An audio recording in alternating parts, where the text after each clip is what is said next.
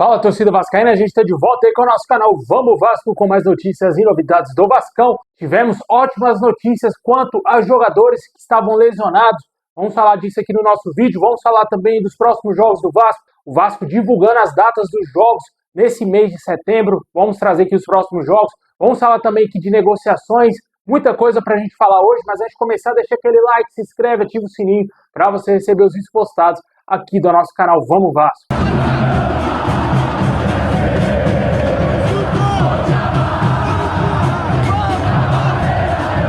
Bom, pessoal, o Vasco divulgou as datas dos jogos desse mês de setembro. O Vasco terá todos os jogos desse mês disputados no estado do Rio de Janeiro. O primeiro jogo que vamos ter pela frente será no próximo dia 11 de setembro, dará na quinta-feira, jogo válido pela Copa do Brasil, jogo de volta. Após o Vasco empatar por 1-1 em São Januário contra o Botafogo, o Vasco enfrentará novamente o nosso rival, dessa vez no Newton Santos.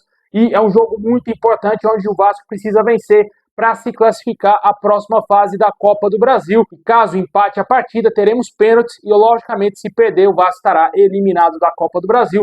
Esse jogo pode marcar a estreia do zagueiro Robert Renan e também, quem sabe, ganhar mais minutos aí, tanto Andrés Gomes e também o Matheus França, que já fizeram suas estreias com a camisa do Vasco. Porém, o Carlos Cuesta não foi inscrito a tempo e ele não vai para esse jogo na Copa do Brasil e deverá fazer a sua estreia no jogo seguinte contra o Ceará, no próximo dia 14 de setembro, que será em São Januário essa partida. Um jogo muito importante para o Vasco, onde o Vasco é obrigado a ganhar do Ceará jogando no nosso Caldeirão. Depois disso, vamos ter o Clássico dos Milhões contra a Mulambada no próximo dia 21 de setembro no Maracanã.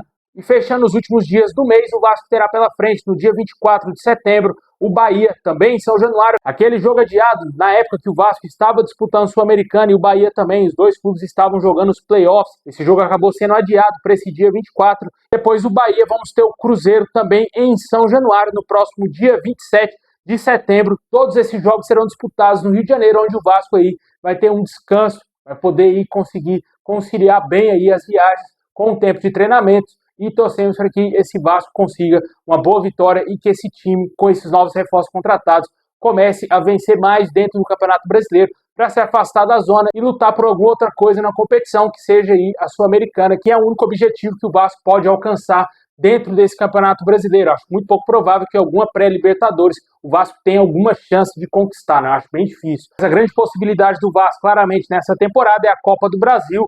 Claro, se livrando do rebaixamento, tem que ser a grande prioridade do Vasco buscar, quem sabe, esse título da Copa do Brasil, mas para isso precisa vencer o Botafogo e eliminar o nosso rival no próximo dia 11, que já será o próximo jogo do Vasco, assim que acabar a pausa para essa data FIFA. Comente aí o que você achou desses próximos jogos do Vasco, se você acha que o Vasco vai ter uma certa tranquilidade. Cara, os 3 últimos jogos são jogos complicadíssimos. Acho que o Bahia talvez nem tanto, porque tomou 5 do Mirassol. É bem possível agora o Vasco vencer esse time. Comentem o que você espera, quantos pontos você acha que o Vasco faz no Brasileiro e se você acredita também na classificação na Copa do Brasil.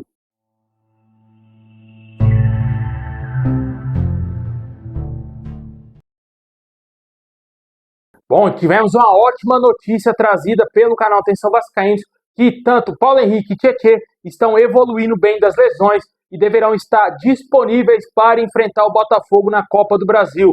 Após a lesão do Jair, o Tietê vai se tornar um jogador muito importante no meio-campo do Vasco.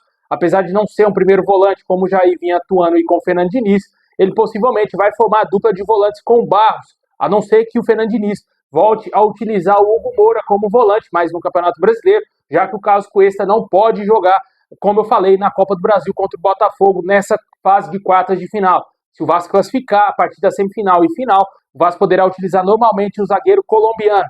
Mas aí, possivelmente, pode ser que o Vasco entre em campo ali no jogo contra o Botafogo com a dupla de zaga formada por Hugo Moura e também Lucas Freitas, Tietê e Cauã Barros no meio campo e o Coutinho. Essa pode ser a formação do Vasco. Caso o Diniz não queira utilizar o Tietê, a menos que ele não esteja totalmente 100%, pode ser que o Matheus Cocão seja, infelizmente, o escolhido para atuar ao lado do Barros no meio campo, né? E o Paulo Henrique é um jogador extremamente importante, um jogador de qualidade, estava na pré-lista da seleção brasileira. Se não tivesse tido essa lesão, ele estaria hoje convocado para a seleção.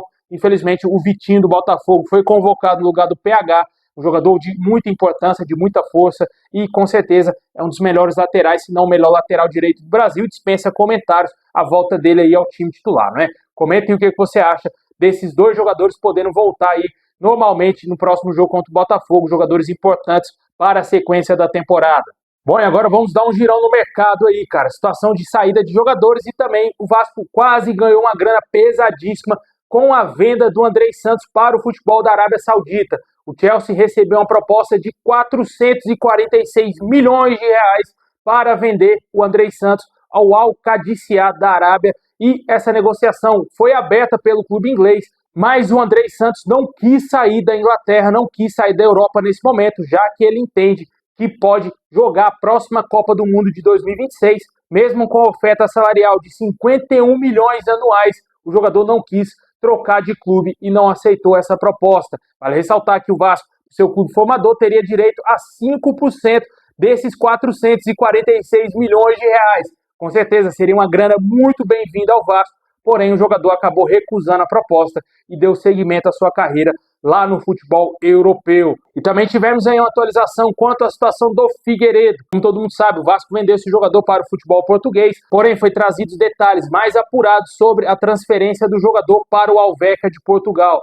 O Vasco manteve 10% do passe do jogador para futuras negociações. O Boa Vista, que foi um dos clubes formadores do atleta, também ficou com 30% dos direitos do jogador. Ele foi vendido por 750 mil euros, aproximadamente 4 milhões e 700 mil reais. E o Vasco, como eu disse, manteve 10% dos seus direitos.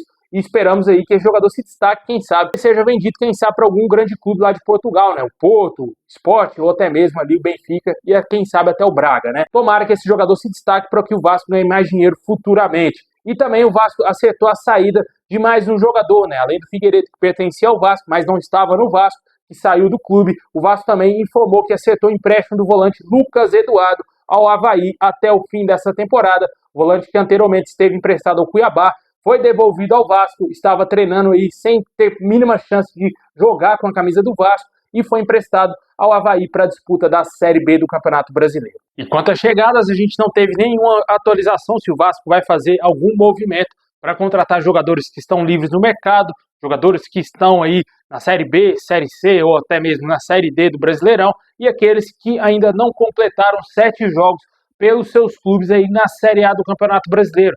O Vasco só pode trazer jogadores nesses moldes de negociação, lembrando que a janela internacional já se encerrou e o Vasco não pode mais contratar jogadores que estão atuando no futebol europeu e em qualquer outro centro, jogadores que estão vinculados a outros clubes. O Vasco não pode mais fazer esse movimento, somente a partir aí do mês de dezembro que o Vasco vai poder conseguir contratar esse tipo de jogador lá no fim do Campeonato Brasileiro, né? Comenta aí o que você espera dessa situação aí do mercado, se você acha que o Vasco tem condições de tentar pelo menos trazer mais alguns reforços, jogadores que estão sem contrato, poderia aí agregar e melhorar, quem sabe, o nosso elenco aí, fazer parte aí do plantel para o restante dessa temporada.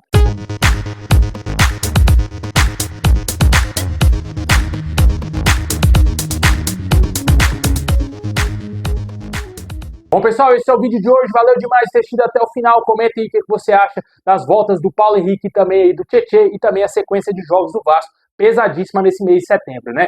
Muito obrigado por ter assistido até o final. Forte abraço. É nóis.